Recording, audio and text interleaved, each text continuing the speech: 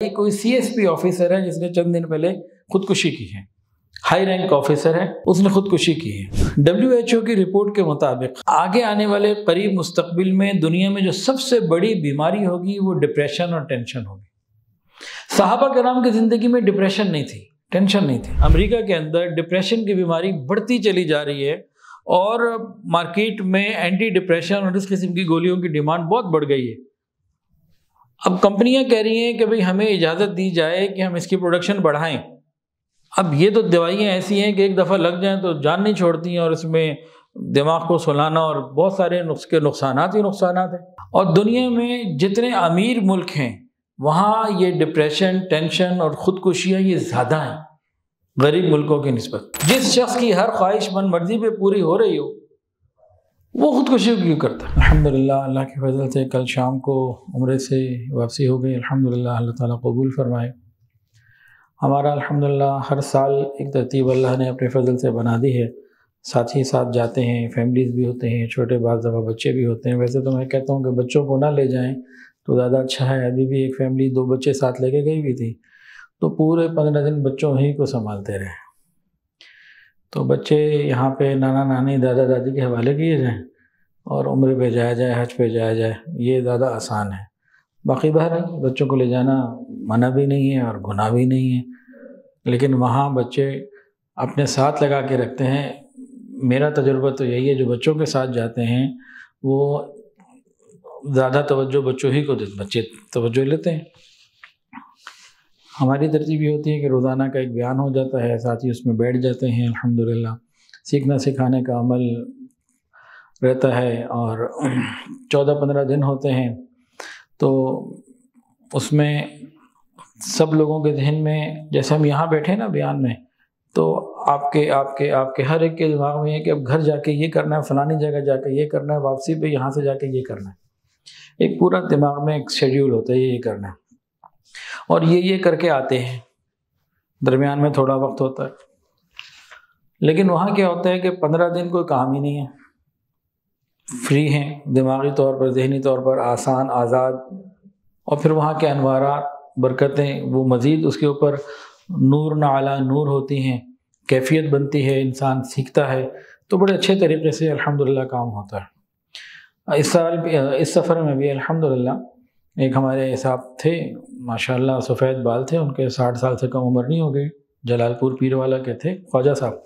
کہنے لگے میں بہت دفعہ عمرے پہ حج پہ آیا ہوں، لیکن بس آئے اور چلے گئے، ایک ٹور آپریٹر سے لیا اور کر لیا، لیکن آپ کے ساتھ آنے میں، سیکھنے میں، بیانات میں، کہتے ہیں جو اب مجھے کچھ سیکھنے کو ملا، علم ملا، سمجھ میں آئی ہے، یہ گزشتہ میں کتنی ہی دفعہ آیا ہوں سب ملا کے نہیں آیا تھا۔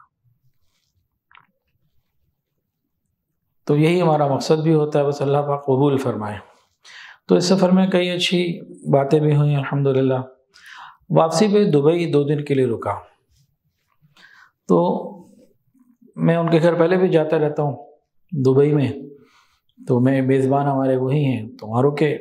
ان کے گھر میں سکون بڑا، نیند بڑی اچھی آئی، تو میں نے ان کو ذکر کیا، میں نے کہا آپ کے گھر میں خاص سکون اور ایک ایسی کیفیت ہے کہ الحمدللہ نیند بھی بڑی سکون والی اور بڑا سکون ہے آپ کے گھر میں۔ تو مسکرا دیے۔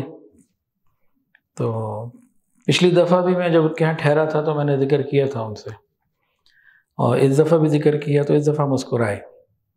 پھر اگلی نشست میں کھانے کے اوپر جب بیٹھے تو کہنے لگے کہ آپ نے جو کہا نا کہ آپ کو ہمارے گھر میں سکون ملا ہے، تو آپ کو میں ایک بات بتانا چاہتا ہوں۔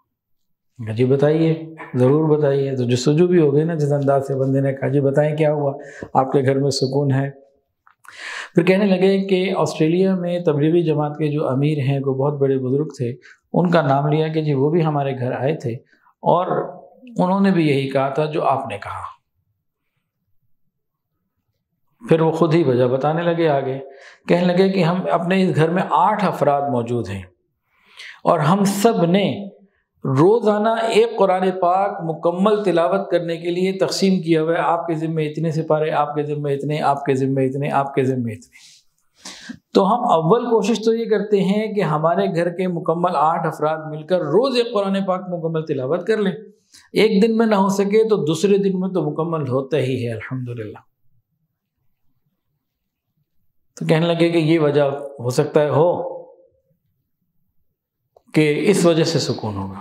کہ جی یقینی بات ہے، حدیث میں اندر موجود ہے جہاں تلاوت قرآن پاک ہوتی ہے سکون نازل، سکینہ نازل ہوتی ہے، اللہ کی طرف سے ملائکہ رحمت جو ہے اس گھر کو ڈھانپ لیتے ہیں.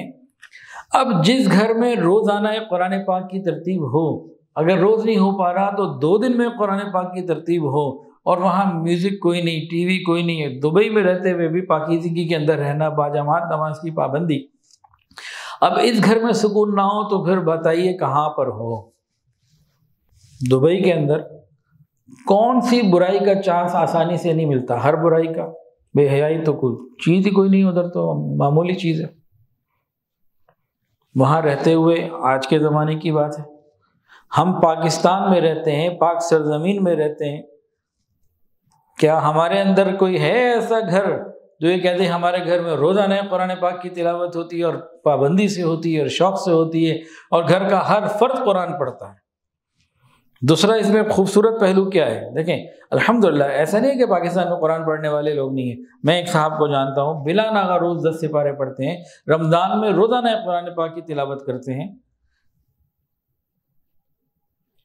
پاکستان میں رہتے ہیں، روز 10 سپارے. لیکن وہ کیا ہے، اگر گھر کے اندر 8-10 افراد ہیں تو کوئی ایک ایسا ہے.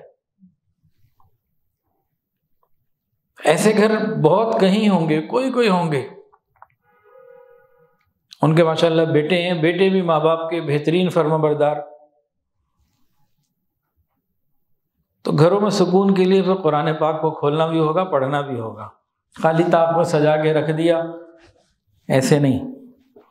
اسلام آباد کا ایک واقعہ میں نے پہلے بھی سنایا تھا، قبلے کے تعین کا، قبلہ کیسے چیک کریں. تو ایک صاحب اسلام آباد کسی رشتہ دار کے ہاں گئے تو ان کے گھر گئے. گھر میں بچے تھے، ایک 8-9 سال کا اور ایک 11-12 سال کا، ایسے کوئی سمجھدار بچے، چھوٹے بچے نہیں. آج کل کے بچے نا، میں کہتا ہوں جتنا یہ زمین کے اوپر ہیں اس سے زیادہ زمین کے نیچے ہیں. یہ بڑے جو نا نئی ٹیکنالوجی کے بچے ہیں، یہ ہمارے زمانے کے سادہ بچوں والوں میں نہیں ہیں، تو بہت سمجھدار ہوتے ہیں. 8-9 سال کا بچہ اور 7-12 سال کا ایک بچہ، یہ اچھے سمجھدار بچے. اچھا وہ صاحب یہ کہتے ہیں کہ میں ان کے گھر میں تھا تو میں نے نماز پڑھنی تھی، میں نے پوچھا بچوں مجھے بتاؤ قبلہ کس طرف ہے؟ تو ایک نے تو کہا مجھے پتہ ہی نہیں. 2 میں سے ایک نے کہا مجھے پتہ ہی نہیں قبلہ کس طرف ہے.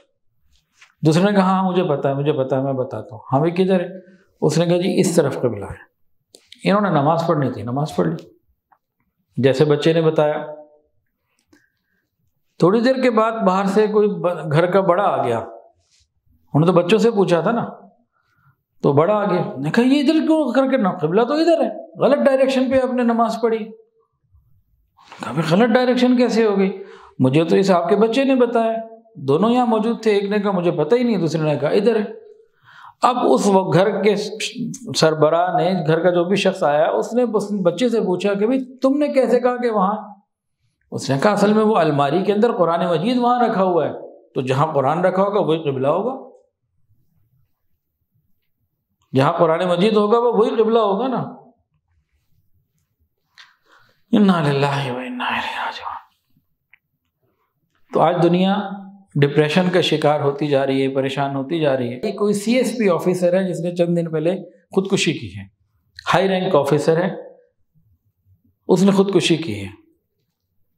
تو اس کے کچھ حالات، اس شخص کے کچھ حالات بتائے. وہ آپ لوگوں نے سوشل میڈیا پہ دیکھے یا سنے ہوں گے، میں تو ادھر تھا، مجھے نہیں پتا، میں یہاں بھی سوشل میڈیا اس طرح استعمال نہیں کرتا.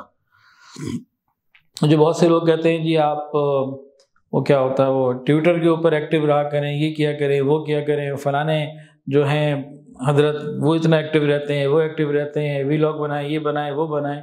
اب سب کو اللہ نے اپنا اپنا ایک مزاج دی ہے، اپنی اپنی ایک طبیعت ہوتی ہے. ہر چیز کے اوپر، ہر خبر پر نظر ایسا دماغی نہیں ہے. اللہ کا شکر ہے چل رہا ہے سلسلہ الحمدللہ. تو اللہ نے طبیعتیں بنائی ہیں تو اس پہ بیان کریں. میں کہا چلیں ٹھیک ہے، رات کو پھر سکون اور اس پہ بھی بات ہو جاتی ہے اللہ نے چاہا تو آیا. تو حضرت جی کی کتاب ہے خطبات فقیر، جلد نمبر 10 میرے ہاتھ میں. اس کو تھوڑا سا بھی دیکھا اور اس میں چند باتیں انشاءاللہ سکون کے حوالے سے بتانی ہیں. WHO کی رپورٹ کے مطابق آگے آنے والے قریب مستقبل میں دنیا میں جو سب سے بڑی بیماری ہوگی وہ ڈپریشن اور ٹینشن ہوگی۔ صحابہ کرام کی زندگی میں ڈپریشن نہیں تھی، ٹینشن نہیں تھی، اور آج یہ بڑھتی چلی جا رہی ہے۔ اور دنیا میں جتنے امیر ملک ہیں وہاں یہ ڈپریشن، ٹینشن اور خودکشیاں یہ زیادہ ہیں غریب ملکوں کی نسبت۔ جتنے کافر ملک ہیں ان میں زیادہ ہیں مسلمان ملکوں کی نسبت۔ اب ہم نے ٹریک اللہ اور اس کے رسول کا چھوڑ دیا ہے، کافروں کا اپنا لیا ہے، تو پھر جو چیزیں وہاں ہیں وہ پھر ہمیں ملنی ہے، راستہ جو ہم نے وہ لیا۔ سویڈن کے اندر بے شمار جو ہے وہ خودکشیاں ہوتی ہیں، اور دنیا کے کئی ایسے ممالک ہیں جہاں خودکشیاں بہت زیادہ ہوتی ہیں۔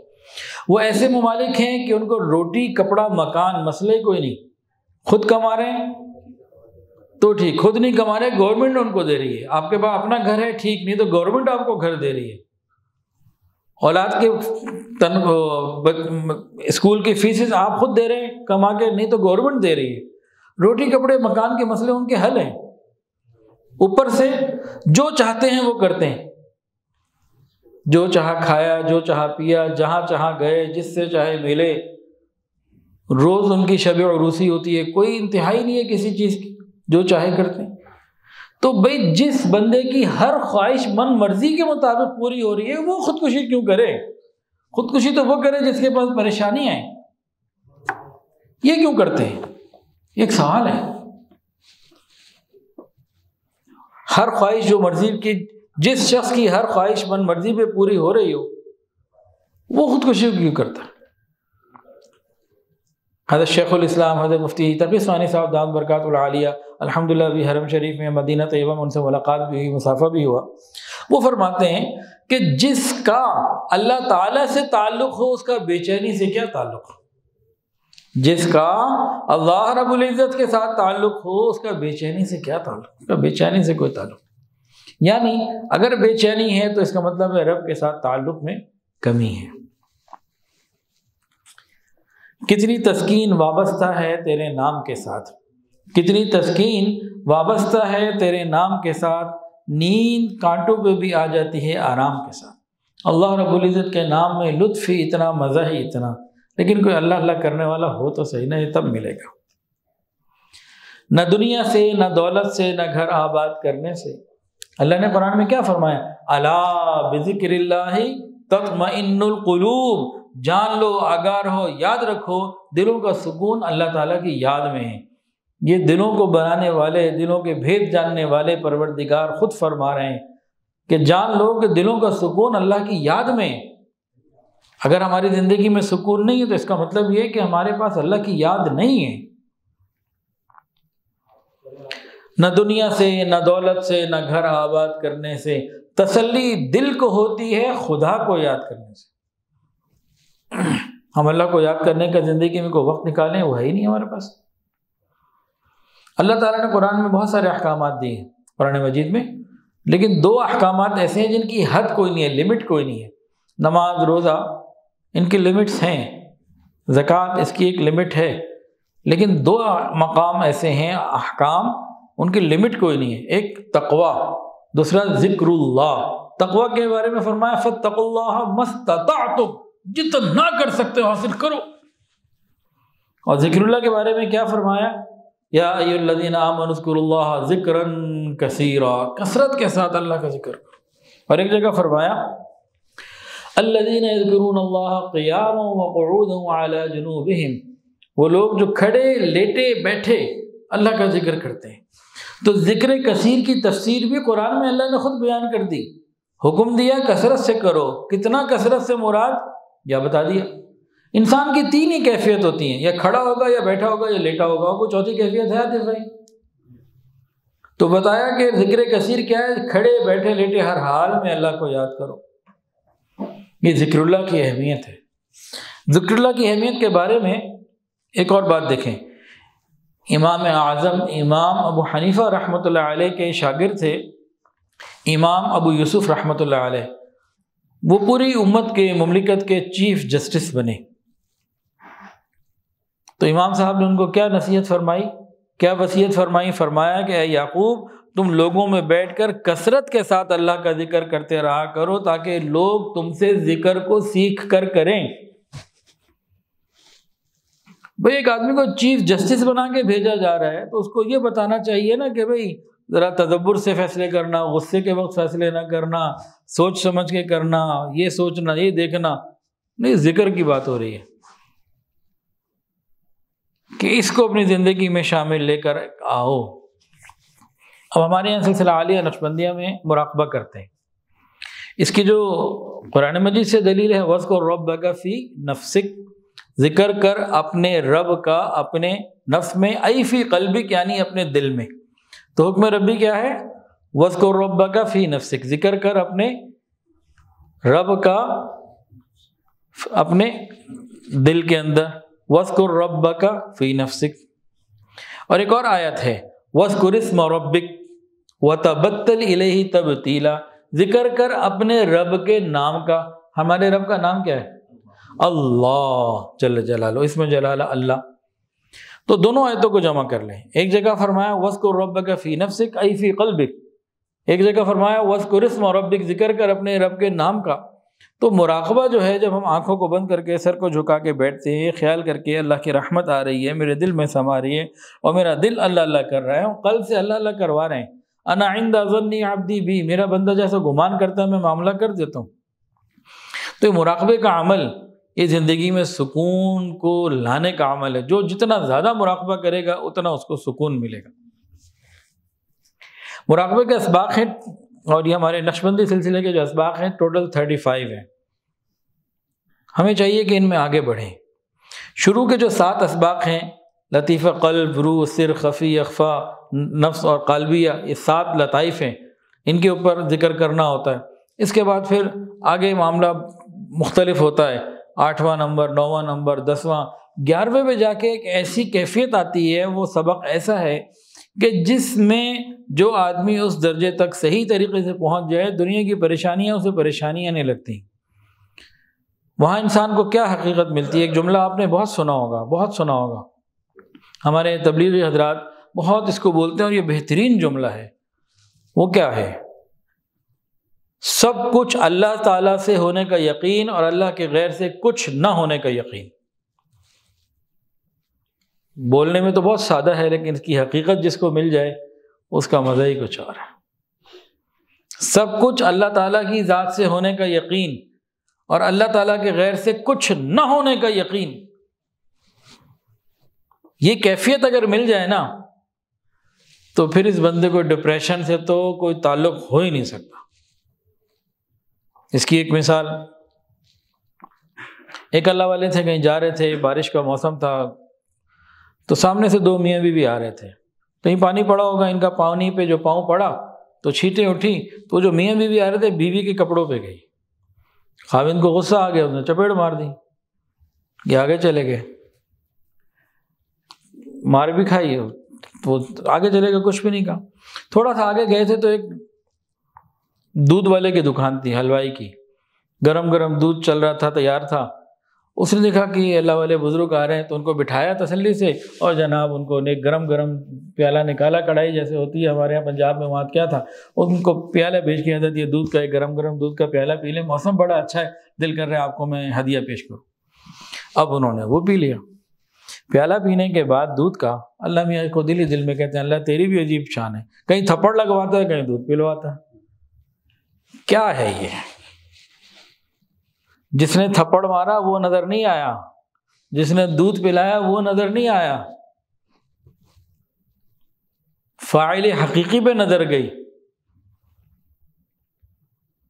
جب انسان ہمارے سلسلے میں 11 اسباق تک اگر پہنچ جائے اور اس کی کیفیت کو سمجھ کے حاصل کر لے، یہ جو جملہ ہے نا کہ سب کچھ اللہ سے ہونے کا یقین اور غیر اللہ سے کچھ نہ ہونے کا یقین، اس کی حقیقت مل جائے، پھر کوئی کسی کو برا بھلا بھی کہے، کوئی یہ نہیں کہے کہ اس نے کیا، اس نے کیا، اس نے کیا، جو کیا اللہ نے کیا۔ نظر اللہ پہ جائے گی، مخلوق سے نظر اٹھ جائے، اللہ پر نظر پڑ آ جائے، ٹک جائے، جم جائے، یہ بڑی سعادت کی بات ہے، یہ چھوٹا جملہ نہیں ہے۔ اب آپ لوگوں نے یہ جملہ بھی بہت سنا ہوگا، بھئی درخت پھل دے رہا ہے لیکن درخت نہیں دے رہا، دینے والا کوئی اور ہے۔ سورج روشنی دے رہا ہے لیکن نظر آ رہا ہے کہ سورج ہے لیکن پیچھے کچھ اور ہے۔ اس پیچھے کو استحضار یقین بٹھا لینا، اللہ رب العزت پیچھے کون ہے؟ اللہ رب العزت کی قدرت ہے، اس کا یقین بیٹھ جائے، اس کے لیے یہ پھر محنت ہے، ذکر اسباق کی، تصوف و سلوک کی محنت کی۔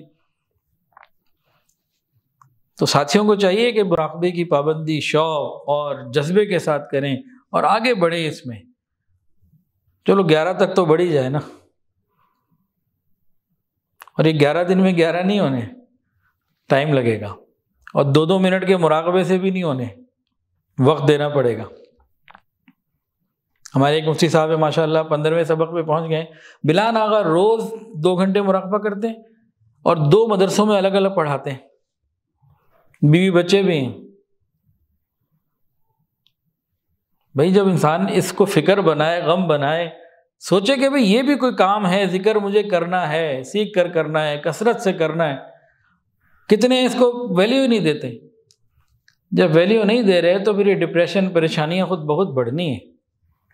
اور یہ ہمارے مشائخ کوئی لفظی باتیں نہیں کراتے، بس اللہ اللہ کرا رہے ہیں، ارے اس میں زندگیاں بدلتی ہیں، زندگیاں بدلتی ہیں۔ اب آپ کو 2 واقعات میں سناتا ہوں حضرت جی کے اسی کتاب سے۔ جلد نمبر کیا بتایا تھا جی؟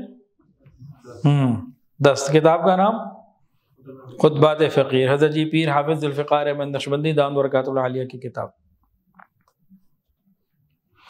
تو آپ بھی کتابیں کو پڑھا کریں۔ حضرت فرماتے ہیں کہ 1985 میں حضرت واشنگٹن میں گئے ہوئے تھے، یعنی USA میں، تو وہاں ایک جگہ بیان ہوا، تو بڑے بڑے وہاں پہ ڈاکٹرز اور کچھ ایمبیسیڈرز اور اس طرح سے بڑے اچھے لوگ آئے ہوئے تھے وہاں کے۔ تو حضرت نے بیان کیا، بیان کے بعد مراقبہ کروایا، دعا کی اور مجلس مکمل ہو گئی۔ مجلس پوری ہونے کے بعد ایک ڈاکٹر صاحب آئے، تو میزبان ان کو حضرت جی کے پاس لے کے آئے کہ جی یہ امریکہ کے 20 بڑے جو سگنیفیکشن، جو بہت بڑے ٹاپ کے ڈاکٹر ہیں عظیم، ان میں سے ایک ہیں، یہ سرکاری لیول پہ بھی ان کا بڑا نام ہے، تو یہ ٹاپ 20 ڈاکٹرز میں سے ہیں، یہ آپ سے کچھ ملنا اور پوچھنا چاہتے ہیں۔ سلام دعا کے بعد ان کا حضرت یہ جو بھی آپ نے کروایا تھا دعا سے پہلے یہ کیا تھا؟ مراقبہ۔ آپ نے کہاں سے سیکھا؟ کہ بھئی اپنے بڑوں سے سیکھا۔ نہیں، بڑوں سے نہیں سیکھ، میں یہ پوچھ رہا ہوں آپ نے ایشیا سے سیکھا یا یہاں یورپ امریکہ سے سیکھا؟ کہ نہیں، میں نے تو وہیں سے سیکھا ہے، اپنے بڑوں سے، ایشیا سے سیکھ کر آیا ہوں، یہاں سے تو نہیں سیکھا۔ اچھا، بڑی عجیب بات ہے، تو آپ یہ کیوں کرتے ہیں؟ کہ بھئی قرآن مجید میں حکم ہے، ہمارے مشائخ نے ہمیں طریقہ بتایا، ہم کرتے ہیں۔ یہ سوال جواب ہوئے۔ اب حضرت نے ان سے پوچھا، بھئی آپ کو کیا آپ یہ پوچھو، اتنے جو سوال جواب آپ کر رہے ہیں کیا حکمت ہے؟ کہنے لگے حضرت میں بتا دیتا ہوں لیکن کچھ تفصیل لمبی ہے۔ جی بتائیے۔ کہنے لگے کہ ہمارے یہاں نا امریکہ کے اندر ڈپریشن کی بیماری بڑھتی چلی جا رہی ہے، اور مارکیٹ میں اینٹی ڈپریشن اور اس قسم کی گولیوں کی ڈیمانڈ بہت بڑھ گئی ہے۔ اب کمپنیاں کہہ رہی ہیں کہ بھئی ہمیں اجازت دی جائے کہ ہم اس کی پروڈکشن بڑھائیں۔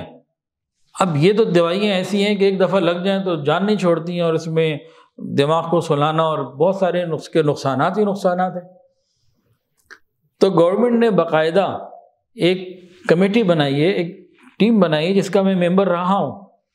گجی یہ کیوں ڈپریشن ہماری قوم میں کیوں ہو رہا ہے؟ ہر طرح کی تو ان کو آزادی حاصل ہے، تو ڈپریشن کی کیا وجہ ہے؟ تو خیر کہتے ہیں ہماری ٹیم بنی، اور پھر ہم لوگوں کو باقاعدہ اسپیشل کچھ اختیارات ملے، کہا جس ادارے میں جانا چاہیں، جو سروے کرنا چاہیں، جس سے جو ڈیٹا لینا چاہیں لیں، اور آپ کو فلاں فلاں ہر چیز کی اجازت ہے۔ کہتے ہیں ہمارے دوبارے نہیں آ رہے ہو گے، ہمارے لیے تو ایک نیا باب کھل گیا کہ بھی ایک تو پیسے بھی ملیں گے، عہدہ بھی ہے، اور ساتھ ایک کام بھی بڑا ہے، اور ہر جگہ جانے کے لیے ہمیں ایک پرمٹ بھی مل گیا۔ تو خیر ہم لوگوں نے بہت غور و کیا، اور ایک نیشنل لیول کی یہ جو کمیٹی بنی، تو ڈسکشن یہ ہوئی کہ پریشانیاں آتی کیوں ہیں۔ کہتے ہیں اس پہ تو طویل بحث مباحثے ہوتے رہے، بہت ساری باتیں آ گئی، کسی نے کچھ کہا تو کسی نے کچھ کہا۔ اس کے بعد ہم نیکسٹ فیز میں پہنچے کہ بھئی دماغ کا وہ کون سا حصہ ہے جہاں خوشی آتی ہے اور غمی آتی ہے، اس پہ غور کیا جائے۔ آخر دماغ میں کوئی خلیہ، کوئی سیل، کوئی چیز تو ایسی ہوگی نا جس کا تعلق خوشی اور غمی کے ساتھ ہوگا، وہ ایک کوئی چیز ہے یا الگ الگ ہیں؟ کہتے ہیں جب ہمیں یہ بات ملی تو ہمیں کہا چلو لائن آف ایکشن ہمیں ملا.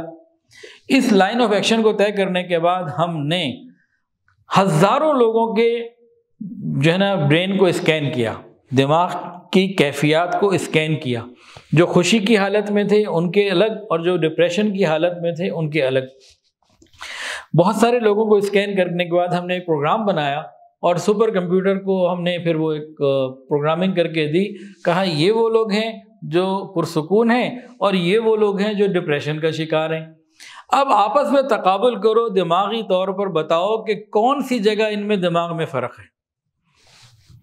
کہتے ہیں جی کئی مہینے لگے اور یہ سب ہوتا رہا تو دماغ نے بہرحال کمپیوٹر نے بہرحال ایک سیل کا بتا دیا کہ یہ ہزاروں ان دماغوں کا جو ہم نے سروے کیا اور آپس میں جب ان کو کراس میچ کیا، تقابل کیا، سارا کچھ کیا، تو یہ ایک سیل ہے.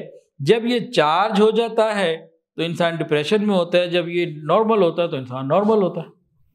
کہتے ہیں ہمارے ہاتھ تو بہت بڑی چیز آ گئی اور ہم نے تو بڑا زبردست جو ہے نا وہ اچیومنٹ تھی ہماری. جب ہمیں یہ پوائنٹ ملا تو پھر ہم نے کیا کیا، ہم نے جو ہے نا اس کو کاؤنٹر ٹیسٹ کیا کہ ایک آدمی کو بلایا جو بڑا خوش تھا، مطمئن تھا، ریلیکس تھا. ہم نے اس کو مشین میں بٹھا کے اس پوائنٹ کو جا کے چارج کر دیا. وہ ایک دم غصے میں آ گیا، اس کی حالت بدل گئی. پھر ایک ٹینشن والے بندے کو بلایا، پریشان حال بندے کو، اس کے چارج کو مشین کے ذریعے ہم نے ختم کر دیا، وہ ریلیکس ہو گیا. تو ہم کہیں گے تو کامیاب ہو گئے. ہم نے بڑی زبردست جناب رپورٹ بنائی، گورنمنٹ کو دی کہ جناب یہ ہماری سروے، یہ ہماری اتنی محنت ہے، اتنا ہم نے اس پہ خرچہ کیا، یہ ریسرچ کی. اب فائنلی ہم یہاں پہنچے ہیں کہ دماغ کے اندر یہ والا خلیہ اس جگہ پر ہے، اور اس خلیے کو جب یہ چارج ہو جاتا ہے تو انسان ٹینشن، ڈپریشن، غصہ، یہ حالات کہا جاتے ہیں. اور جب یہ نارمل رہتا ہے تو بندہ نارمل ہوتا ہے. اور اس کو مشین میں رکھ کے ہم نے یوں بھی کیا اور یوں بھی کیا، پریشان بندے کو خوش بھی کیا، خوش کو پریشان بھی کیا. ہم نے سارے کام کر لیے. یہ رپورٹ ان کا جی ویل ڈن، لیکن کام آتا ہے. اب کیا سارے امریکہ کے لوگوں کو مشین پہ بٹھاتے رہیں گے؟ کتنی مشینیں لگاؤ گے؟ کہاں کیا کیا کرو گے؟ کوئی اور حل بھی نکالو. کہتے ہیں ہمیں نیکسٹ اسائنمنٹ مل گئی کہ اب کیا کریں. اب پھر ہم بیٹھ گئے کہ بھئی کیا کریں اس کے اوپر. پھر ڈسکشنز ہونے لگیں اور بیٹھتے چلے گئے. تو بہت ساری بحث و بحث ہوئی. اس کے بعد پھر ریسرچ ورک اسٹارٹ ہوا، اور بہت ساری ریسرچ کے بعد ایک چیز ہمارے سامنے آئی کہ ایک غم زدہ بندہ جب سو جاتا ہے 2، 4، 5 گھنٹے کی نیند کے بعد جب اٹھتا ہے تو اس کا غم کم ہوتا ہے. تو ہمیں ایک چیز ذہن میں آ گئی، پتہ لگ گیا کہ یار یہ نا اس طریقے سے بھی. پھر ہم نے جب غور کیا اور کچھ بندوں کو اس طریقے سے، ٹینشن والے بندوں کو، دوسروں کو، مطلب کہتے ہیں ہم نے مزید پھر کچھ کاؤنٹر ٹیسٹ کیا تو یہ چیز فائنل ہو گئی کہ نیند ایک ایسی چیز ہے جس سے اس سیل کی پوزیشن بہتر ہو جاتی ہے، نارمل ہونے لگتا ہے. تو اب ہم نے کہا جی چلو ایک بات تو یہ پتہ لگ گئی کہ یہ نیند کے ذریعے جو ہے نا یہ سیل نارمل ہوتا ہے. تو ہم نے سوچا آخر نیند سے کیوں ہوتا ہے؟ نیند سے ہوتا ہے، پتہ لگ گیا نا.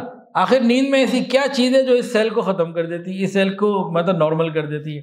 کہتے ہیں اس پہ ہماری ڈسکشن شروع ہو گئی، اس پہ ہم نے بہت ساری چیزیں سوچی. تو اس میں یہ فائنل ہوا کہ نیند میں انسان کا دماغ آف لوڈ کنڈیشن میں چلا جاتا ہے. کس کنڈیشن میں؟ آف لوڈ کنڈیشن میں چلا جاتا ہے. جب آف لوڈ کنڈیشن میں جاتا ہے تو اس کا مطلب ہے کہ اس کا کوئی فائدہ ہوگا. جب ہم نے یہ ریسرچ کی، اس پہ بھی بڑا ہمارا ٹائم لگا اور پوری ٹاپ مینجمنٹ تھی، پورے ہائی لیول کے لوگ تھے. پھر ہم نے کہا اس کا کیا حل ہو. اب یہ بات ایک سے ایک آگے بڑھتی چلی گئی. تو پھر ڈسکشن ہوئی اب کیا کریں. انہوں نے کہا ایسا ہے کہ کسی پریشان حال بندے کو لائے اور اس سے کہیں کہ بھئی تم سوچنا بند کر دو، اپنے دماغ سے سوچنا چھوڑ دو. تو ہم نے ایسے بہت سارے پھر اس پوائنٹ کے اوپر بہت سارے پوائنٹس پہ ایکسپیریمنٹ ہوتے رہے. اس پہ بھی ایکسپیریمنٹ ہم نے کیے کہ بھی بندہ آیا، اس کو ہم کہتے ہیں کہ بھئی تم اپنے دماغ سے کام لینا چھوڑ دو، بالکل سوچنا بالکل بند کر دو. جب اس نے سوچنا بند کیا تھوڑی دیر بعد اس کی کیفیت بہتر ہو گئی. تو ہمیں یہ معلوم ہو گیا کہ جب بندہ سوچنا بند کر دیتا ہے تو وہ جو سیل ہے نا وہ نارملائز ہو جاتا ہے. اب یہ جب ہمیں ملی ہم نے کہا جی ہماری جو سیکنڈ اسائنمنٹ تھی یہ بھی پرفیکٹ ہو گئی. پہلے ہم نے وہ کی، اب دوسری اسائنمنٹ ہماری کمپلیٹ ہو گئی اور ہم تو جناب بڑے خوش. اور ہم نے جا کے گورنمنٹ کو جا کے بتا دیا کہ بھائی ڈپریشن کی گولیوں کی تعداد نہ بڑھائیں، اور ڈپریشن سے نکلنے کا طریقہ یہ ہے کہ یہ ایک ایکسرسائز ان کو کروا دیں. جو ڈپریشن کا مریض ہو اس کو کہا جائے کہ بھائی سوچنا چھوڑ دو، اس کو صبح شام یہ پریکٹس کروائیں، تو وہ جو دماغ کے اندر خلیہ ہے، جو سیل ہے، وہ نارمل ہو جاتا ہے، ٹینشن دور ہو جاتی ہے.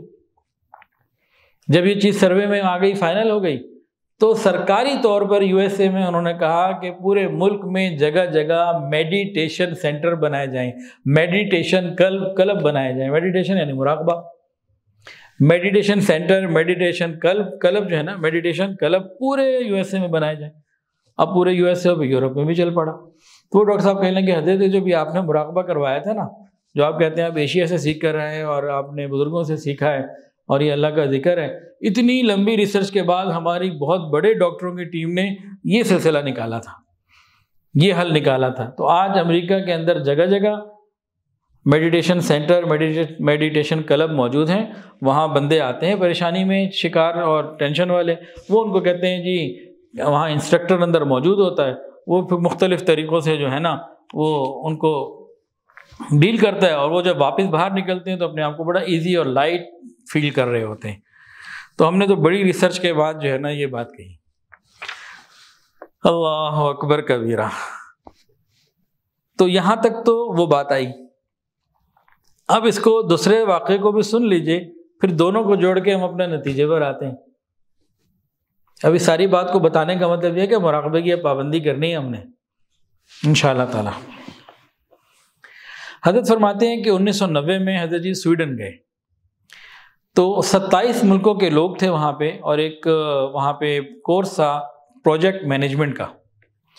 اس وقت حضرت جی پاکستان کے ایک بہت بڑے گروپ کے جو ہے نا وہ مینیجر تھے.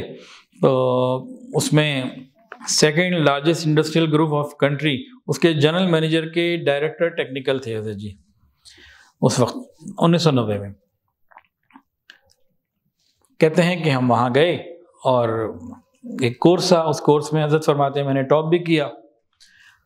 جب وہ ساری چیزیں پوری ہو گئیں، اس کورس کے سارے لوگ موجود تھے، تو بالکل آخری دن انہوں نے کہا کہ بھئی آپ لوگ پروجیکٹ مینجمنٹ کورس کر چکے ہیں، اور اب ہم آج آپ کو ایک خاص قسم کا لیکچر دینے کے لیے بیٹھے ہیں. یہ بڑے بڑے ہمارے جو بہت تھنک ٹینک قسم کے لوگ ہیں، یہ آپ کو بتائیں گے. اور آج ہمارا جو ٹاپک ہے وہ یہ ہے ہیومن اسٹریس، انسانی پریشانیاں. کہ جی آپ سب لوگ جو ہے نا یہ مینیجریل لیول کے، ہائی لیول کے لوگ ہیں. اب جس نے پروجیکٹ کو مینجمنٹ کرنی ہوتی ہے، جو مینیجر ہوتا ہے، اس کے پاس کئی دفعہ ایسے کام ہوتے ہیں جو وہ نہیں چاہتا کہ وہ ہو جاتے ہیں، اور بعض کام وہ چاہتا ہے کہ ہوں اور ہوتے نہیں. ایسا ہوتا ہے کہ نہیں ہوتا کہ انسان کسی کام کی ذمہ داری لے تو بعض کام خود بخود ہو جاتے ہیں جو چاہتا ہے کہ نہ ہو. کیا جی ویسا ہوتا ہے کہ نہیں ہوتا؟ اور بعض جو چاہتا ہے ہوں وہ ہوتا ہی نہیں. اس کا نتیجہ کیا ہوتا ہے؟ اسٹریس. تو ہم آپ کو نا ہیومن اسٹریسز سے نکلنے کا طریقہ بتائیں گے، آپ لوگ سیکھیں گے. حضرت فرماتے ہیں 27 ملکوں کے لوگ تھے، انہوں نے کہا تو زبردست چیز ہے، اور وہ خود بھی اس کو بڑی اسپیشل ویلیو کے ساتھ سمجھا رہے تھے. تو کہتے ہیں کہ وہ میں ایک ہال میں لے گئے، ایک سرکل میں بٹھا دیا اور ہم سب بیٹھ گئے. اس کے بعد انہوں نے پہلے تو کچھ لیکچرز دیے اور کمپیوٹر کے ذریعے اسکرین کے ذریعے کچھ ہمیں بتایا.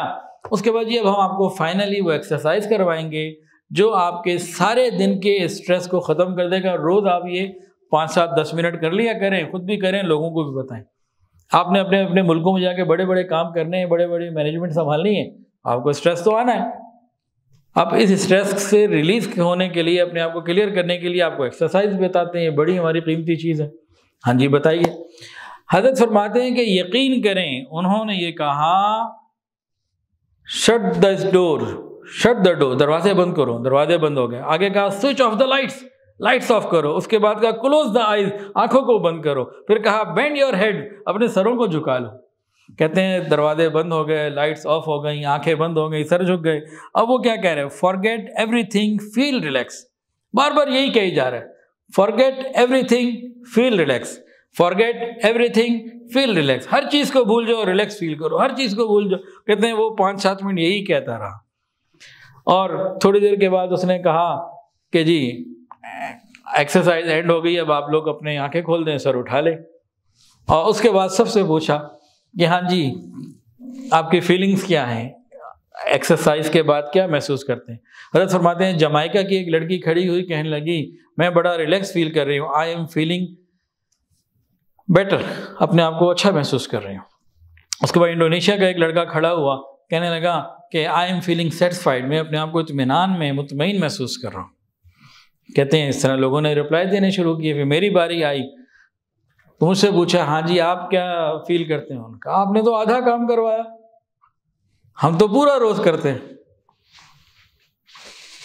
کہ آپ نے تو آدھا اور ادھورا کروایا، ہم تو پورا روز کرتے ہیں. کہ جی کیا مطلب پورا؟ یہ تو ہمارے سائنٹسٹ نے بڑی محنت کے بعد یہ ریسرچ کی ہے. کیا یہ آدھی ہے؟ ہاں یہ آدھی ہے. حضرت فرماتے کہ کیا مطلب آدھی؟ آپ ایک ہی بات کہی جا رہے ہیں، forget everything, forget everything, ہر چیز کو بھول جاؤ، ہر چیز کو بھول جاؤ. تو ہم تو یہ نہیں کرتے آدھا، تو پورا کرتے ہیں. ہم تو یہ کرتے ہیں ہر چیز کو بھول جاؤ، اللہ کی یاد میں ڈوب جاؤ. ہم پورا کرتے ہیں ہر چیز کو بھول جاؤ، اللہ رب العزت کی یاد میں ڈوب جاؤ. مراقبہ میں یہی ہوتا ہے نا، ہر طرف سے ہٹ کٹ کے اللہ تعالیٰ کی یاد میں مشغول ہو جاؤ. تو حضرت نے فرمایا کہ ہم تو یہ کرتے ہیں. اب اس نے پوچھا کہ یہ آپ کہاں سے کرتے ہیں، کون ہیں؟ میں مسلمان ہوں اور ہمیں قرآن سے یہ ہدایت ملی ہے، ہم تو یہ کب سے کر رہے ہیں. آپ کدھر سے ابھی کوئی نئی لیٹسٹ ہیومن اسٹریس مینجمنٹ ہمیں دے رہے ہیں آپ؟ یہ تو ہمارا پرانا طریقہ ہے. اب مسلمانوں کو کہا جائے خدا کے بندو روز مراقبہ کر لو، وہ کہتے ہیں ساڈے کول ٹائم ہی کوئی نہیں، کیویں کریے، ہوندا ہی نہیں. کافر محنت کر کے یہاں پہنچا ہے تو ہم بھی بھائی پابندی کریں. اور اس لیے نہیں، اس ریسرچ کو سننے سمجھنے کے بعد نہیں، یاد الہی میں بیٹھنے کے لیے. ہمیں اللہ کا حکم ہے فاذکرونی اذکرکم، تم میری یاد کرو میں تمہیں یاد کروں. تو بھائی اب کریں گے جی پابندی، اس کی حکم ربی ہے، اس کی شوق سے پابندی کریں. مسلمان کا، مومن کا ڈپریشن سے کوئی لینا دینا ہی نہیں. پابندی سے مراقبے کی پابندی ہو، روز 15-20 منٹ، آدھا گھنٹہ کریں. پھر اس کی برکتیں تو دیکھیں، اس کی بے حساب بے پناہ برکتیں ہیں.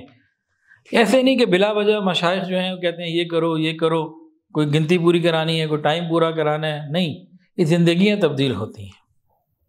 اسی کتاب میں جو حضرت جی نے ایک اور واقعہ لکھا ہے جاپان کا، وہ میں آپ کو بتا دیتا ہوں. جاپان کا شہر تو نہیں لکھا کہ حضرت فرمایا کسی ایئرپورٹ پہ بیٹھا ہوا تھا، تو اب یہی لباس، سفید قمیض شلوار اور پگڑی اسی طرح سے فرماتے میں بیٹھا ہوا تھا. کہتے ہیں کہ ایک شخص میرے سامنے سے گزرا، اس کے ہاتھ میں شراب کی بوتل بھی تھی اور شاید اس نے پی بھی تھی. مجھے دیکھ کے رکا، کہنے لگا کہ میں آپ جیسا ہونا چاہتا ہوں. کہا آپ ہو سکتے ہیں. اس کے بعد وہ چلا گیا. تو حضرت فرماتے ہیں کہ میرے دل میں سوچا کہ شاید اس کو لباس پسند آیا ہوگا. حضرت فرماتے ہیں کہ دنیا میں کوئی بھی ہمیں پوچھتا ہے لباس آپ کیوں پہنتے ہیں، تو ہم کہتے ہیں مجھے کیوٹ لگتا ہے، مجھے اچھا لگتا ہے. ان کو کون سنت ہے یار یا کوئی بات، تو پھر آگے سے آرگیومنٹ شروع ہو جاتے ہیں. جب میں کہتا ہوں مجھے پسند ہے تو پھر اس کے بعد کوئی بات ہی نہیں ہوتی. تو حضرت فرماتے ہیں کہ میں اس قسم کی بات سوچ رہا تھا، تو اتنے میں وہ میرے پاس آیا، تو وہ شراب کی بوتل پھینک کر آیا تھا، منہ ہاتھ وغیرہ صاف کر کے دھو کے آ کے کہ میرے برابر والی سیٹ میں بیٹھ گیا. آگے پھر اس نے یہ کہا میں آپ جیسا بننا چاہتا ہوں. تو حضرت فرماتے ہیں کہ آپ ایسا لباس پسند کرتے ہیں؟ کہ نہیں، میں نے آپ کے چہرے پہ جو نور دیکھا ہے میں اس طرح سے بننا چاہتا ہوں. حضرت فرماتے ہیں کہ میں متوجہ ہوا کہ اچھا، کہ شاید اللہ نے اس کے لیے کوئی رحمت کا فیصلہ کر لیا ہے. تو میں نے کہا بھائی تم تو مجھ سے بہتر ہو سکتے. میں نے کہا میں کیسے آپ سے بہتر ہوں؟ میں کیوں نہیں ہو سکتے، بالکل ہو سکتے. تو بھائی کیسے ہو سکتا ہوں؟ کہ بھائی آپ تعارف ہوا. اس نے کہا جی میں MSc یہاں پہ کر چکا ہوں سائنس میں، اور میرا ایک بہت بڑے ادارے میں میرا یہ پوسٹ ہے، اتنی زیادہ میری سیلری ہے، اتنا نوجوان، میں خوبصورت ہوں. یہاں ہر روز مجھے کسی نہ کسی جگہ گناہ کی دعوت ملتی ہے، ہر دن کوئی میرا مہمان ہوتا ہے یا میں کسی کا مہمان ہوتا ہوں، تو اس طرح میری زندگی گزر رہی ہے، تو میں کیسے آپ سے بہتر بن سکتا ہوں؟ نے فرمایا کہ وہ تو ہو جائے گا، لیکن آپ بات تو سنو. کبھی آپ بیت کے کلمات پڑھو، توبہ کے کلمات پڑھو، یہ کچھ اعمال ہیں، اس کو پابندی سے کرو تو اللہ تعالیٰ مجھ سے بہتر کر دیں گے. خیر وہیں پہ برابر سیٹ پہ بیٹھے بیٹھے ایئرپورٹ کے اوپر ہی وہ شخص، یہ نوجوان جاپان میں کسی کمپنی میں اچھی پوزیشن پہ جاب کر رہا تھا، تو وہیں پہ بیت ہو گیا. مسلمان تھا، توبہ کے کلمات پڑھے. حضرت جی نے اس کو معمولات کا طریقہ بتایا، سارے جو معمولات ہیں وہ بتائے، اور دونوں کا نمبر آپس میں ایکسچینج ہوا، اور پھر وہ اپنی طرف اور حضرت اپنے سفر پہ. کہتے ہیں کہ 3 مہینے کے بعد اس نوجوان نے انگلش میں لیٹر مجھے لکھا. فرماتے ہیں کہ وہ لیٹر میں نے ابھی تک محفوظ رکھا ہوا ہے. اس نے جو باتیں بہت اہم لکھی تفصیل واقعی کے ساتھ، کہ حضرت ایک تو میں 5 وقت کی نماز پابندی سے پڑھتا ہوں، اور کبھی مجھے تہجد بھی مل جاتی ہے. اور دوسری بات یہ لکھی کہ میں حیران اس بات پر ہوں کہ گناہوں کے سمندر میں رہتے ہوئے میں گناہوں سے بچا ہوا. جاپان کے کسی شہر میں گناہوں کے سمندر میں رہتے ہوئے میں گناہوں سے اب بچا ہوا ہوں. جب اس نے پہلے یہ بات کی تھی نا خط سے پہلے، اس وقت پہلی میٹنگ میں، ملاقات میں، تو اس نے کہا کہ میں کیسے ہو سکتا ہوں کہ میں تو ایسی جگہ پر ہوں. تو حضرت نے فرمایا کہ بھئی تم تو نہیں ہو سکتے، لیکن اللہ تو بچا سکتے. میں کہا ہاں اللہ تعالیٰ تو کر سکتے ہیں، میں نہیں بچ سکتا، لیکن اللہ تو قدرت رکھتے ہیں، وہ تو مجھے بچا سکتے ہیں. پھر وہ بیت ہوا، چیزیں لے کے گیا، معمولات کرتا رہا. پھر 3 مہینے بعد اس نے خط میں یہ 2 باتیں بہت امپورٹنٹ لکھی کہ میں 5 وقت کا نمازی بن گیا، کبھی تہجد بھی مل جاتی ہے کسی وقت، اور میں گناہوں کے سمندر میں رہتا ہوا گناہوں سے بچا ہوا ہوں. اس کے بعد پھر حضرت جی نے ایک جواب اس کو لکھا، اور جواب میں حضرت نے لکھا اس کو کہ ہمارے بڑوں کی دعائیں ہمارے گرد پہرا دیا کرتی ہیں. دور بیٹھا کوئی تو دعائیں دیتا ہے، دور بیٹھا کوئی تو دعائیں دیتا ہے، میں ڈوبتا ہوں سمندر اچھال دیتا ہے. تو ہم ذکر کی پابندی، مراقبے کی پابندی اپنی زندگی کا حصہ بنائیں. پھر دیکھیں اللہ تعالیٰ کیسی رحمتیں فرماتے. اور ایک نوجوان جاپان جیسے شہر میں ہر دن رات گناہوں میں گزارنے والا، ان معمولات کی برکت سے، توبہ کے کلمات پڑھنے کی برکت سے، بیت کی برکت سے وہاں بیٹھا گناہوں سے بچ سکتا ہے، تہجد پر آ سکتا ہے، نماز 5 وقت کا پابند ہو سکتا ہے. تو پاکستان میں ایسا کیوں نہیں ہو سکتا؟ یہاں تو اس سے بہت بہتر ماحول ہے. تو کمی ہمارے اندر ہے، ہم پابندی کے ساتھ مراقبہ کریں. اللہ تعالیٰ سے دعا ہے اللہ تعالیٰ مجھے، آپ کو، ہم سب کو ذکر کرنے کی، کثرت سے ذکر کرنے کی توفیق عطا فرمائے. بہت سارے لوگ بہت ساری باتیں پوچھ رہے ہیں آج کل بائیکاٹ کے حوالے سے، جو بھی سلسلہ چل رہا ہے. تو بھائی بائیکاٹ ضرور ضرور کرنا چاہیے. ہم ابھی دبئی گئے اور سعودی عرب میں بھی گئے، وہاں کے حالات بھی دیکھے، لوگوں سے پوچھا. تو شیخ سدیس صاحب کا پہلا جمعہ ہم لوگوں نے پڑھا مکۃ المکرمہ میں.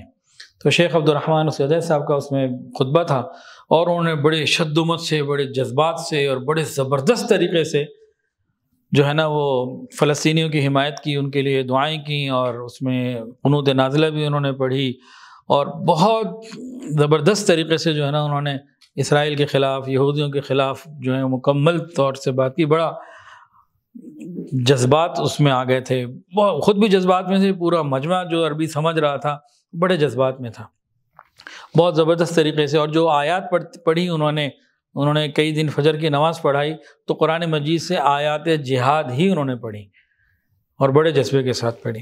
پھر دوسرا جمعہ ہمارا مدینہ طیبہ میں تھا، وہاں بھی انہوں نے کیا کہتے ہیں فلسطین کے حوالے سے ان کی حمایت میں بڑی پرزور اور مدلل گفتگو کی. الحمدللہ دونوں جگہ ابھی بالکل لیٹسٹ میں ہو کر آیا ہوں. پھر وہاں بہت سے لوگ ملنے آتے ہیں، کہیں کے بعد جانا ہوتا ہے، کئی مقامی لوگ بھی جاننے والے ہیں الحمدللہ. مولانا مکی حجازی صاحب الحمدللہ ہر سفر میں ان کے گھر جانا ہوتا ہے. اس دفعہ بھی 2 مرتبہ گیا. ہمارے حضرات، علماء حضرات، عالمات خواتین جو ساتھ جاتی ہیں ان کو اجازت حدیث کے لیے پھر ان کے گھر میں لے جاتا ہوں، وہ حضرت سب سے حدیث سن کے اجازت حدیث عطا فرماتے ہیں. تو اس طرح بہت سارے لوگوں سے بات چیت ہوئی. تو عوام کے اندر الحمدللہ سعودی عرب میں بھی، دبئی میں بھی، پاکستان میں بھی بائیکاٹ کے بارے میں شعور موجود ہے، خیال کر رہے ہیں، ہو رہا ہے، لیکن بعض لوگ کہتے ہیں جی اس سے فائدہ کیا ہوگا، عجیب عجیب باتیں کرتے ہیں۔ لیکن اس وقت ہم بائیکاٹ کریں یا نہ کریں، اور یہ کہ کریں گے تو فائدہ کیا ہوگا اور کیا ہوگا کیا نہیں ہوگا، اس کا ایک سادہ سا میں جواب دے دیتا ہوں۔ ایک واقعہ سن لیجئے۔ حضرت ابراہیم علیہ السلام کے لیے آگ جلائی گئی، ان کو آگ میں جلانے کے لیے، ڈالنے کے لیے بہت بڑی آگ جلائی گئی۔ تو کہتے ہیں کہ اس زمانے میں ایک چھوٹا سا پرندہ، اس نے اپنی چونچ میں پانی لیا اور اس آگ کو بجھانے کے لیے نکلا۔ کسی نے اس کو ٹوکا، کوئی عقل مند ہوگا نا، نئی روشنی اسکول کا پڑھا ہوا، کسی نے اس کو روکا اور ٹوکا، تیرے یہ چونچ بھر پانی سے اس الاؤ کا کچھ ہو جائے گا؟ جیسے کہتے ہیں نا، اس سے کیا فرق پڑے گا ان کو، اکانومی کو کیا ہو جائے گا؟ تو ایسے ہی کوئی وہاں اس کو ٹوکنے والا کوئی تھا سمجھدار، روشن خیال، اس نے کہا کل قیامت کے دن حضرت ابراہیم علیہ السلام کے لیے آگ جلانے والے لوگ کچھ ہوں گے، کچھ تماشا دیکھنے والے ہوں گے، کچھ بجھانے والے ہوں گے، میرا شمار آگ بجھانے والوں میں ہوگا۔ نہ تماشا دیکھنے والوں میں ہوگا کہ دیکھیں ویٹ اینڈ سی کیا ہوتا ہے، نہ آگ جلانے والوں میں ہوگا کہ دشمنوں میں نام لکھواؤں، میرا شمار ان کی مدد کرنے والوں میں ہوگا۔ اب وہ ہوتی ہے نہیں ہوتی وہ میرا مسئلہ نہیں ہے، میں جتنے جوگا ہوں، جو میں کر سکتا ہوں وہ میں کر رہا ہوں۔ قیامت کے دن میں کدھر ہوں گا، میں کہاں اسٹینڈ کر رہا ہوں گا؟ اسی میں ساری بات سمجھ میں آ گئی ہوگی۔ ہمارے بہت سارے مسائل کا حل پتہ کیا ہے؟ ہم اپنی عقل کو شریعت کے تابع کر دیں، ہمارے اکثر مسئلے حل ہو جائیں گے معاشرے کے۔ ہم نے شریعت کو عقل کا تابع کر دیا، یہ بنیادی غلطی ہے ہماری۔ شریعت عقل کی پابند نہیں ہے، عقل شریعت کی پابند ہے۔ عقل کا بہترین استعمال یہ نہیں ہے کہ ہم اپنی عقل کے ذریعے شریعت کے احکامات کو تولیں، اچھے برے کا فیصلہ کریں۔ عقل کا بہترین استعمال یہ ہے کہ جس ذات نے یہ عقل دی ہے، اس کی دی ہوئی عقل کو، اس کے دین کو صحیح طریقے پر عمل پہ لانے کے لیے استعمال کریں۔ تو یہ کہنا کہ ہمارے اس سے کیا ہوگا، یہ بات غلط ہے۔ یقیناً ہوگا اور بہت کچھ ہوگا، اور اس کی مثالیں قرآن و حدیث میں ہیں۔ بائیکاٹ کی، دشمن کا تجارتی بائیکاٹ کرنا، یہ حدیث میں موجود۔ حضرت سعد بن معاذ رضی اللہ تعالیٰ عنہ انصاری تھے، مکہ مکرمہ پہنچے، نبی علیہ السلام کی ہجرت کے بعد مکے والوں نے دھر لیا، یہ تم نے کیا کیا، ہمارا ایک بندہ ادھر گیا، تم نے ان کو، ان کے ساتھیوں کو پناہ دے دی، اور سختی کرنے لگے۔ پتہ ہے سعد بن معاذ رضی اللہ عنہ نے کیا کہا؟ جناب سوچ لو، آپ کے لشکر، آپ کے تجارتی قافلے جو شام جاتے ہیں نا، مدینہ سے ہوتے ہوئے جاتے ہیں، مجھے کچھ کیا یا مجھے کچھ ہوا تو آئندہ بھی تجارتی قافلوں کی خیر منا لینا، وہیں سیدھے ہو گئے۔ دوسری مثال، ثمامہ بن اسال رضی اللہ تعالیٰ عنہ یمامہ کے تھے، یمامہ سے مکے والے گندم خریدتے تھے۔ جب ہی مسلمان ہوئے تو آرڈر کر دیا کوئی کسان کسی صورت مکے والے کو گندم نہیں بیچے گا، اور مکے والے آئیں، ڈبل قیمت دیں، ساری منتیں کریں، سب دینی نہیں، سوال ہی پیدا نہیں، تو چلے جاؤ یہاں سے، کم اور زیادہ قیمت کی بات یہ تمہیں دینی نہیں۔ پتہ پھر مکے والوں نے کیا کیا؟ جب اب یمامہ سے منع ہو گیا نا، بائیکاٹ ہو گیا ان کا، انہوں نے خط لکھ کے نبی علیہ السلام کے پاس بھیجا، ہم آپ کے رشتہ دار ہیں جناب، رشتہ داری کا خیال کر لیں، اور ثمامہ کو کہہ دیں ہمیں کچھ دے دیں۔ نبی علیہ السلام نے حضرت ثمامہ کو بھیجا، بھی دیتے رہو۔ ایک تیسرا واقعہ بھی سن لیں۔ خیبر کا محاصرہ کر لیا نبی علیہ السلام نے، فتح نہیں ہو رہا قلعہ۔ جب فتح نہیں ہو رہا تھا، کوئی صورت نہیں بن رہی تھی، فرمایا ان کے باغات کو جلاؤ، لکڑیاں کاٹو، درخت ختم کرو۔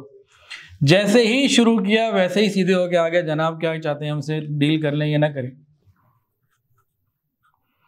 اب جو پیپسی آج کل سستی دے رہے ہیں، اور اس پہ جو فلسطین لکھ دیا ہے، یہ جو پیپسی کی بوتل پہ فلسطین لکھا ہے نا، اس بات کی واضح دلیل ہے کہ اس کا بائیکاٹ ان کو اثر انداز ہو رہا ہے، اور ہمیں مزید کرنا چاہیے۔ اور نہ وہی نہ لکھتے، آج سے پہلے کبھی لکھا انہوں نے؟ تو یہ بائیکاٹ ضرور کرنا چاہیے، جتنا انسان کر سکتا ہے، زیادہ سے زیادہ کوشش کرے تو اللہ مہربانی فرما دیں گے۔ تو بھائی قیامت کے دن کئی طرح کے لوگ ہوں گے، ایک تو وہ ہوں گے حماس اور مجاہدین جو ہے نا اہل حق، ایک اللہ کے دربار میں وہ کھڑے ہوں گے۔ ایک وہ بچے بچیاں جو شہید کر دیے گئے، وہ مسلمان مرد عورت بزرگ جو شہید کر دیے گئے، وہ بھی کھڑے ہوں گے، کہ وہ کھڑے نہیں ہوں گے قیامت کے دن، وہ بھی کھڑے ہوں گے۔ دوسری طرف اسرائیل کے لوگ کھڑے ہوں گے ان کو مارنے والے۔ تیسری طرف وہ کمپنیاں کھڑی ہوں گی جو اپنے مالی مفاد سے ان کو سپورٹ کر رہی ہیں، مال سے ان کو سپورٹ کر رہی ہیں۔ پھر ایک طرف وہ مسلمان حکمران بھی کھڑے ہوں گے جو بہت کچھ کر سکتے تھے، جتنا وہ کر سکتے تھے وہ نہیں کر رہے، وہ بھی کھڑے ہوں گے۔ پھر ایک طرف وہ بھی کھڑے ہوں گے جو ان کا بائیکاٹ کر رہے ہیں، تجارتی طور پر ان کی چیزوں کا بائیکاٹ کر رہے ہیں۔ ایک طرف وہ بھی کھڑے ہوں گے جو صرف ویٹ اینڈ سی میں لگے ہوئے ہیں۔ ایک طرف وہ بھی کھڑے ہوں گے جو بائیکاٹ کا مذاق اڑا رہے ہیں، اس کو برا سمجھ رہے ہیں۔ اور ایک طرف وہ بھی کھڑے ہوں گے جو باقاعدہ بائیکاٹ میں عملی طور پر شریک ہو رہے ہیں۔ ہم کس میں شریک ہونا، ہم کس میں کھڑا ہونا پسند کرتے ہیں؟ ہم قیامت کے دن اپنے آپ کو کہاں دیکھنا چاہتے ہیں؟ فیصلہ ہمارے اختیار میں ہے نا، ہمارا عمل اس کو ظاہر کرے گا۔ وہ بھی کھڑے ہوں گے جو بائیکاٹ بھی کر رہے ہیں، ان کے لیے دعائیں بھی کر رہے ہیں۔ وہ بھی کھڑے ہوں گے جو اتنے غمگین حالات دیکھ کر اپنی شادیوں کو سادہ کر رہے ہیں۔ جو کچھ وہاں ہو رہا ہے، یہاں لاہور میں ہمارے ملک پاکستان میں شادی ہال تو سادے ہو جانے، بند ہو جانے چاہیے تھے 2-4 مہینوں کے لیے۔ ہماری شادیاں کچھ شادی کو منع نہیں کر رہا ہے کہ شادی نہ ہو، شادی تو عین میدان جہاد میں صحابہ نے کی، نبی علیہ السلام کے زمانے میں ہوئی ہے، کافر سامنے، لشکر سامنے نکاح ہو رہا ہے۔ بھائی سادگی کی بات ہو رہی ہے، جو اس میں بارات اور یہ جو ڈھول اور بے شمار قسم کی برائیاں ہیں، ہم نے تو وہ نہ چھوڑی اتنے حالات میں بھی، اس سے زیادہ بے حیثی اور کیا ہوگی؟ بھائی بحیثیت مسلمان ہمارے وہاں 12-15 ہزار مسلمان بچے بوڑھے مرد عورتیں شہید ہو گئے، کیا ہم اپنی تقریبات کو بھی سادہ نہیں کر سکتے؟ کیا وہ فلسطین کے مظلوم شہید قیامت کے دن اگر ہم سے پوچھ لیں کہ بھئی ہم تو وہاں شہید ہو رہے تھے اور آپ کی تو شادیوں میں جناب اتنے بینڈ باجے بج رہے تھے، شہنائیاں بج رہی تھیں، ناچ گانے ہو رہے تھے، کیا جواب دیں گے؟ شادی ایک میں نے بات بولی ہے، تمام چیزوں کے اندر ہمیں سوچنے کی ضرورت ہے۔ ویڈیو کے نیچے سبسکرائب کے بٹن پہ کلک کریں، بیل کے آئیکن پہ کلک کیجئے تاکہ ہر نئی ویڈیو کی نوٹیفیکیشن آپ کو مل جائے۔